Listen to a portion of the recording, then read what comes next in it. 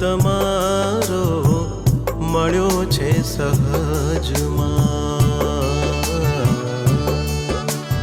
ઓ સંબંધ તમારો મળ્યો છે સહજમાં, સંબંધ તમારો મળ્યો છે સહજમાં. વરસાવી મુજ પર, વરસાવી મુજ પર, વરસાવી મુજ પર અકારણ કરુણા. ધામથી આવ્યા ભક્તોને કાજે, ધામથી આવ્યા ભક્તોને કાજે.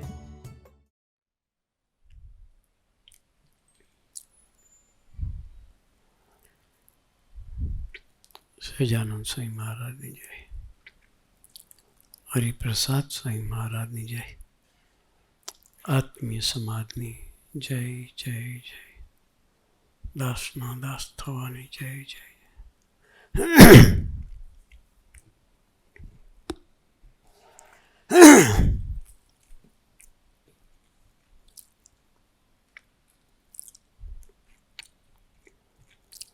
ગુરુપ્રસાદ સ્વામીએ કહ્યું 4 મે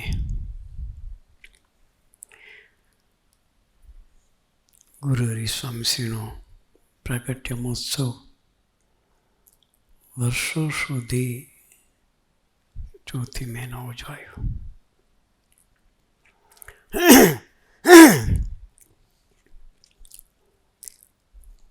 સ્વામીજી ભક્ત વત્સલ છે.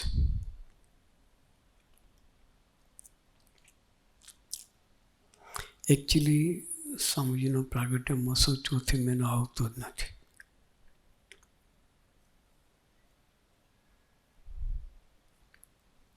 કહેવત છે લગ્નના ગીત લગ્ન દાડા ગવાય. લગ્નના ગીત લગ્નના દિવસે ગવાવા જોઈએ. સ્વામીજીનો પ્રાગટ્ય મહોત્સવ તો 23મી મે છે. તિથિ પ્રમાણે જોઈએ તો વૈશાખ સુદ દસમ, એમાંથી કંઈ મેળ પડતો નથી. 4 મે અને 23મી મેને શું લગ્ન 23મી મે હોય ને 4 મે તમે ગીત ગાઓ તો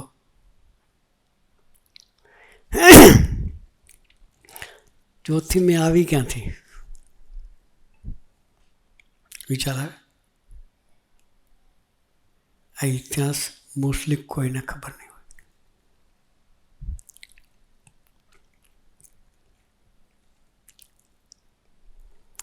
વૈશાખ સુદ દસમ દિવસ એવો છે કે 24 કલાકમાં કોઈ બી સમયે તમે કોઈ બી સારું કામ કરી શકો. તે દિવસે મુહૂર્ત જોવાનું ના હોય. તે દિવસે મુહૂર્ત જોવાનું ના હોય. તે દિવસે લગ્ન બહુ હોય. શું હોય? આજનો દિવસ વૈશાખ સુદ દસમનો દિવસ એવો કે લગ્ન બહુ હોય. એટલે ભક્તોએ પ્રાર્થના કરી કે સ્વામીજી આપણા પ્રાગટ્ય મહોત્સવમાં અમારે આવવું હોય તો અમે આવી શકીએ નહીં. એટલે ભક્તોને રાજી કરવા માટે વૈશાખ સુદ દસમ જગ્યાએ 4 મે નક્કી કરી.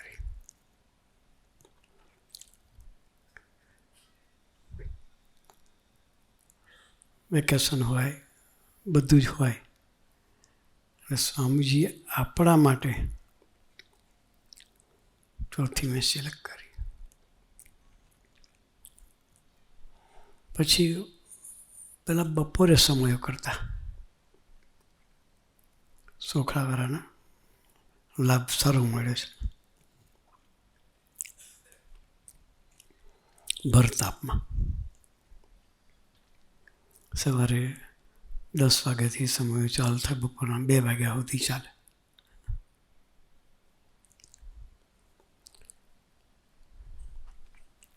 પછી બધાને વિચાર કે ગરમીમાં આમ કર્યા કરે. એસી તો હોય ને સભા માટે બહાર તો એસી ના હોય, કદાચ પંખા હોય.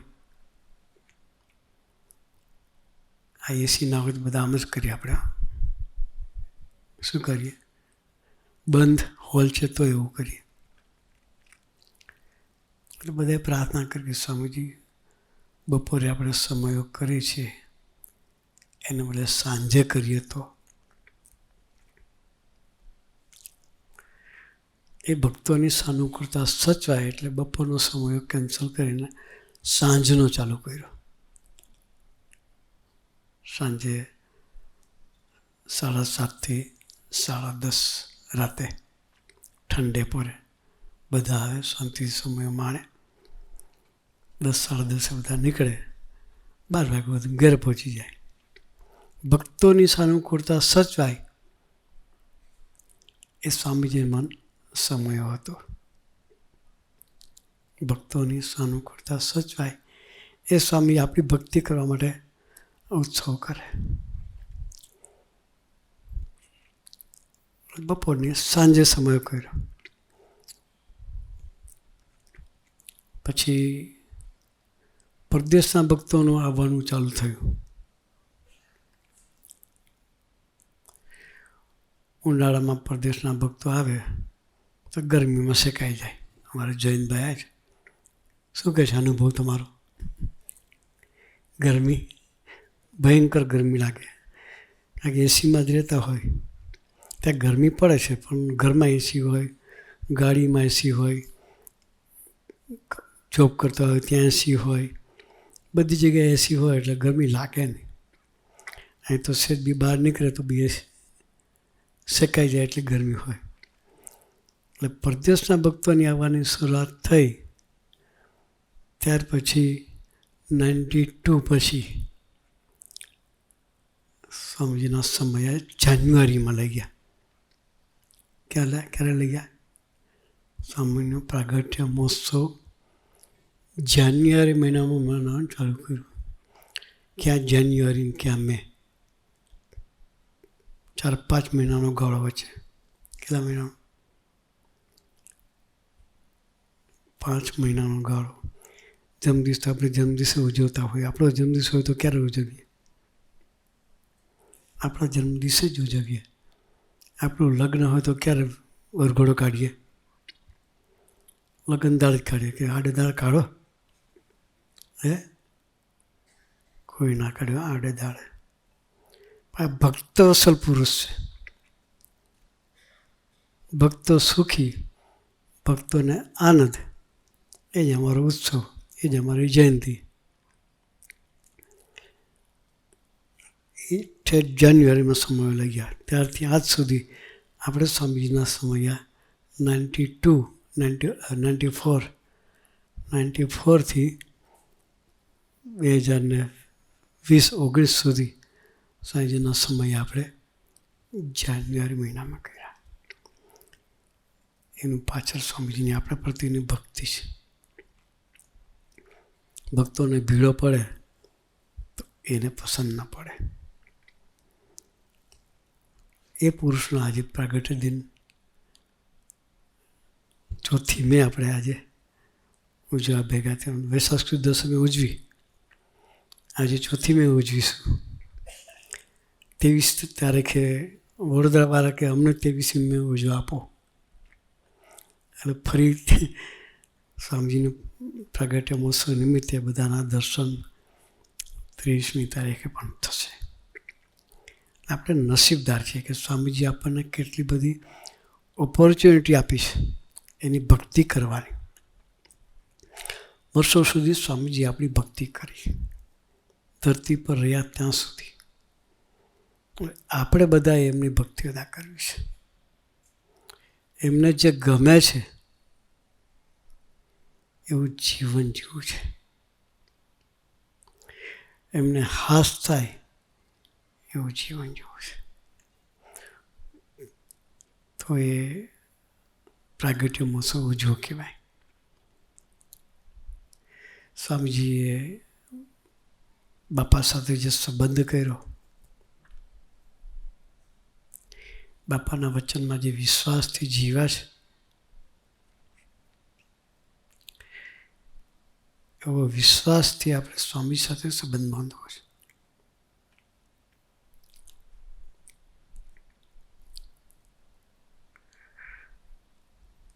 એક વખત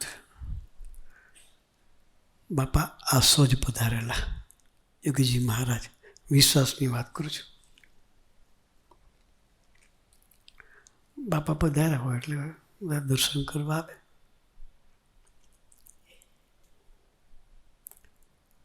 એમાંથી એક ગામની વ્યક્તિ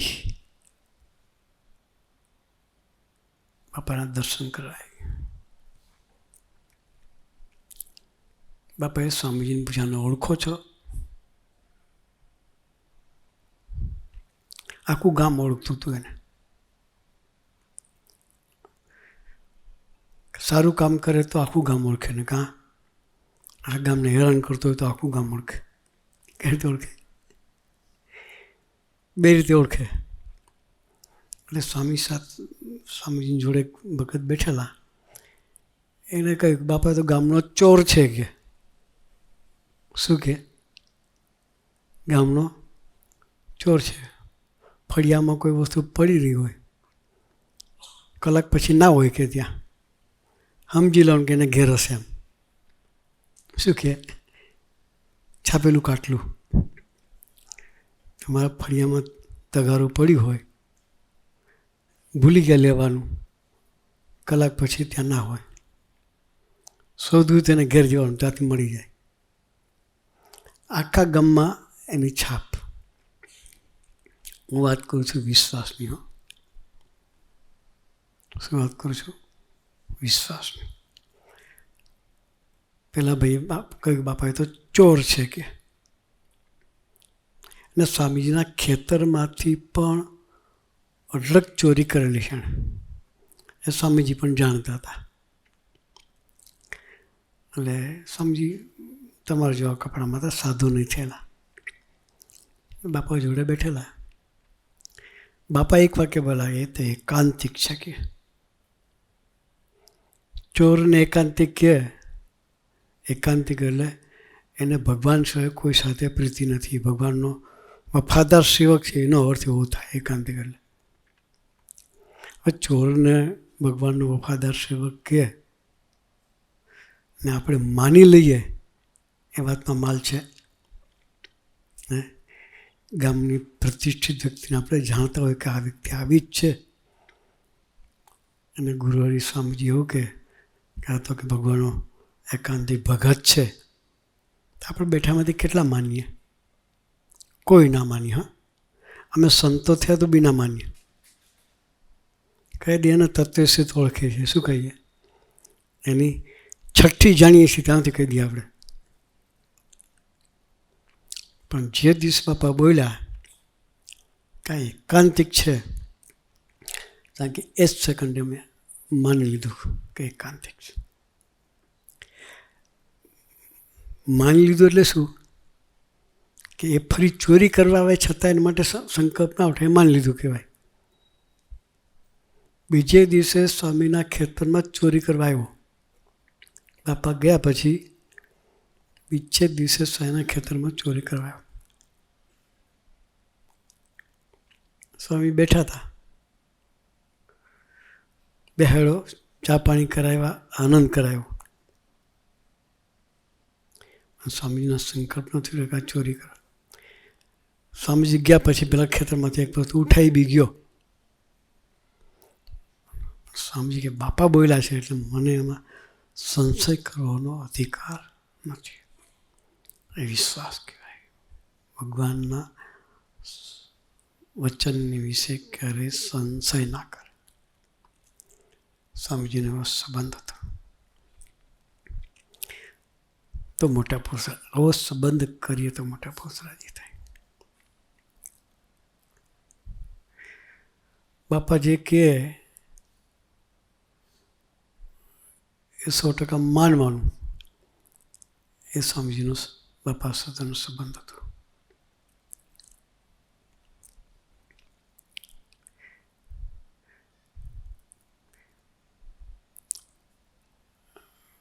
એકવાર યોગીજી મહારાજ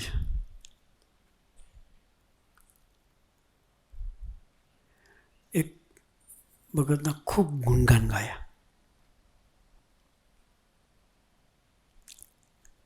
સાથે રહેતા હોય અને જાણતા હોઈએ કે કેટલા પાણીમાં છે. સાથે રહેતા જાણતો કે આ ભાઈ આટલા પાણીમાં છે. પણ યોગીમાં જેટલા બધા ગુણગાન ગાયા એટલા બધા ગુણગાન ગાયા આપણને થાય કે નથી ન શુક્ર ગાતા હશે. એ કે લક્ષણ તો દેખાતો નથી. સમજી પ્રાર્થના કરી કે બાપા એના જેવા ગુણ આપ જે એના ગુણો જે દર્શન કરો છો ને કરાવો છો તો હું પણ એનામાં રહેલા ગુણોનું દર્શન કરી શકું એવું મને બુદ્ધિ આપજો. એ સંબંધ કહેવાય. અજય સ્વામીજીનું પ્રાકૃતિક મનાવ ભેગા થયા છે. એ નિમિત્તે આપણે ભેગા થયા છે. પ્રાર્થના કરવી છે કે સ્વામીજી તમે તો બુદ્ધિ તત્વથી જીવનારા પુરુષ હતા. કોઈ વ્યક્તિ આવતી હોય ને સાને માટે આવે છે ને ચાલુ પરથી સાંઈ કહી દે એની પરથી ચાલુ પરથી કહી દે કે ભગતાન માટે આવે છે. પણ છતાંય એને બુદ્ધિને યુગમાનના ચરણે જીરો કરીને સ્વામીજી મળતા છે. આટલી પ્રચંડ બુદ્ધિ હોય આપણને ખબર પડતી હોય ન લગાડીએ એ વાતમાં માન નથી. સ્વામીજી એટલી બુદ્ધિ હતી છતાં ક્યારેય યુગમાનના વચનમાં ક્યારેય લગાડી સ્વપ્નમાં લગાડી નથી. બાપા દિવસ કહેતો દિવસ ને રાત કહેતો રાત. અત્યારે સ્વામીજી કે અંધારું થઈ ગયું છે તો આપણે માનાય આટલું બધું બાર જોર દેખાય સૂર્ય દેખાય છે અંધારું કહે છે તો જ લગાડીએ. બાપા કેટલા સ્વામીજી લગાડે નહીં. એ સ્વામીજીનો બાપાનો સંબંધ હતો.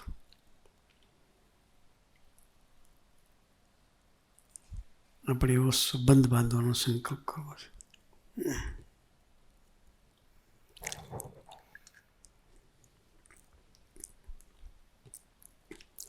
આજનો શુભ દિવસ.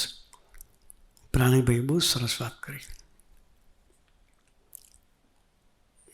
સ્વામીજીએ સર્જન કરેલા સમાજનું દર્શન આપણને કરાયું.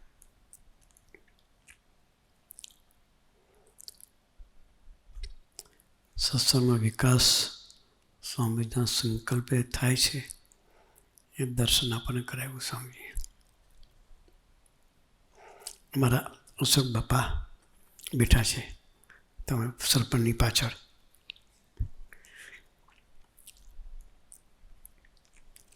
એને એના ફાધર હતા.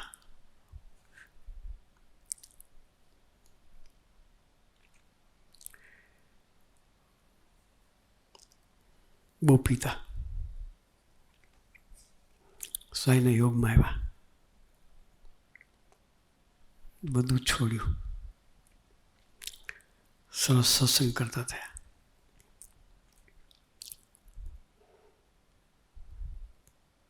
ડોહા ગયા પછી કોઈ પૂછ્યું કે તમારા બાપા તમને શું આપી ગયા કે અશોકભાઈને પૂછ્યું તો અશોકભાઈ મસ્તીથી કહ્યું કે ભલે બીજું કંઈ ના આપ્યું પણ અમને અમારા ભગવાનનો યોગ કરાવી દીધો કે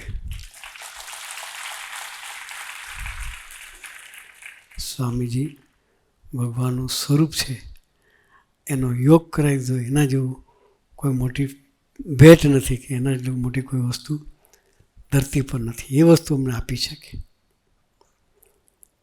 એ નિષ્ઠા છે. એવો સમાજ સ્વામીજીએ નિષ્ઠાથી જીવતો સમાજ ઠેર ઠેર તૈયાર કર્યો છે. આત્મીયતાથી જીવતો સમાજ સ્વામીજીએ તૈયાર કર્યો છે. વડોદરામાં અમારા રમણ ભગત અને રણછોડજી બે શાક માર્કેટનું શાકભાજી વેચવાનો ધંધો કરતા હતા. આત્મીયતાની વાત કરું. સ્વામી કેવો સમાજ તૈયાર કર્યો છે. રમણ ભગત સત્સંગ માટે દોડે. જ્યારથી સ્વામીજીનો યોગ થયો સ્વામીજીની નિષ્ઠા થઈ અને સ્વામી સાથે પ્રીતિ થઈ, મને કોઈક વસ્તુનો અનુભવ થયો હોય એ વાત તો હું બધાને કરું જ ને. એટલે ભગતજી બધાને પોતાના દર્શનની વાત કરતા. એટલે બરોડામાં સત્સંગનો વિકાસ સતુભાઈ અને ભગતજીએ દાખલો કર્યો, વિકાસ થયો. એ ભગતજી સત્સંગ માટે ફરે, પણ ધંધો શાક માર્કેટનો તો જવું પડે, ધંધે જાય તો ઘર ચાલે. એક દિવસ રણછોડજી જે એના બીજા કાછિયા પટેલ હતા, એણે જોયું કે ભગતને રોજ અહીં આવવું પડશે માર્કેટમાં, એને લઈને સત્સંગ માટે ફરી શકતા નથી. તો રણછોડજીએ કહ્યું ભગતને, ભગત આપણે એક કામ કરીએ, આપણે બેના ધંધો એક કરી દઈએ. 2 ઓટલા હતા, એક ઓટલા પર ભગતજી બેસતા હતા, બીજા ઓટલા પર રણછોડજી શાકભાજી વેચતા હતા. આપણે 2 એક કરી દઈએ અને તમે સત્સંગ માટે ફરો અને ધંધામાં જે કંઈ મળશે એમાંથી 50% આપણે લઈ લઈશું. 50% મારા, 50% તમારા. તમારે ધંધે નહીં આવવાનું. હવે 2 ઓટા હોય ને 2 જણા વેચતા હોય, એમાં વધારે આવક થાય કે 1 જણું વેચતું એમાં આવક વધારે થાય. પ્રેક્ટિકલી વિચાર કરીએ તો 2 ઓટા હોય તો ડબલ ગ્રાહકી આવે ને ડબલ વેચાણ થાય ને ફાયદો પણ ડબલ થાય. એક જ ઓટો કરી નાખ્યો અને પોતાની આવકમાંથી 50% એને ભગતજીને, જ્યાં સુધી ભગતજી ધરતી પર રહ્યા ત્યાં સુધી એને સેવા કરી. સગો ભાઈ પણ પોતાના ભાઈને આ રીતે ન આપે. સ્વામીજીએ આવું એક આત્મી સમાજનું સર્જન કર્યું. એ સમાજની વચ્ચે આપણને બેસવા મળશે. આપણે ખૂબ નસીબદાર છીએ કે આવો સરસ આત્મી સમાજ સ્વામીજીએ સ્થાપન કર્યો. એની વચ્ચે બેસીને આપણને સત્સંગ કરવા માંડ્યું. તો આવા ભક્તોના જીવનના પ્રસંગોનું મનન ચિંતન કરતા રહેવાનું અને પ્રાર્થના કરતા રહે, હે સ્વામીજી આપે આત્મી સમાજનું સર્જન કર્યું છે, તો એના જેવા આત્મી થઈને અમારે જીવવું છે, તો અમને બળ આપજો.